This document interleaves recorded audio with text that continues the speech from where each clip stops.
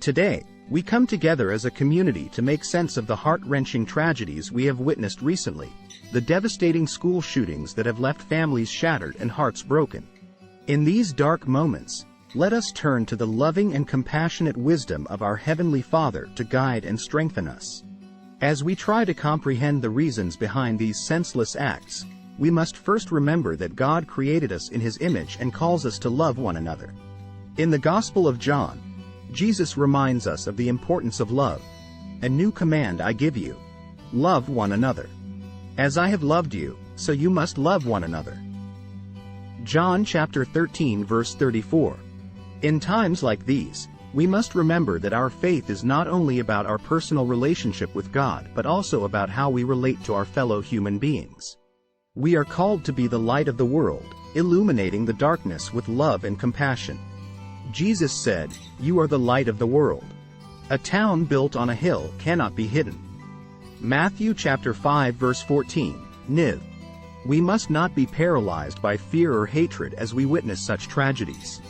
Instead, we should turn to God, seeking His guidance and wisdom.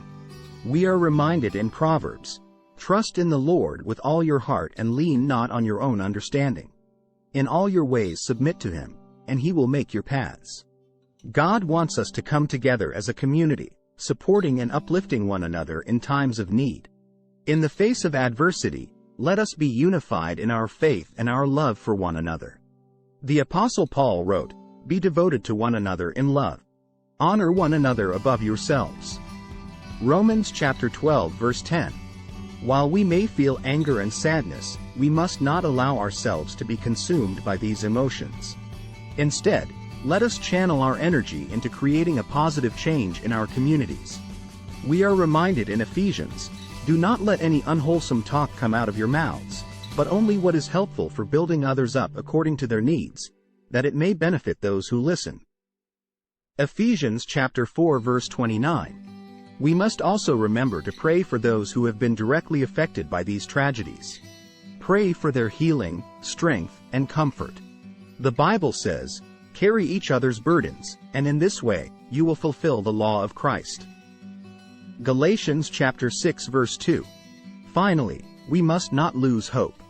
In the face of such darkness, it is essential to remember that God is always with us, and He will never abandon us.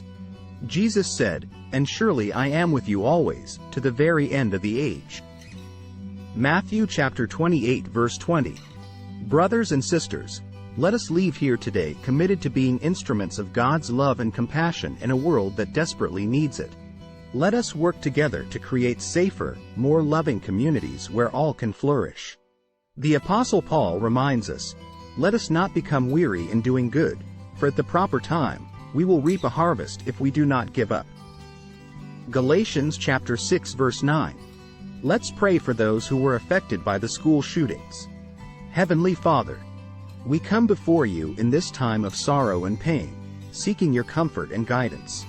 We ask you to be with those who have been affected by the tragedy of school shootings, providing them with strength, healing, and hope. Lord, we pray that you soften the hearts of those who harbor anger and hatred and fill our communities with love, understanding, and unity.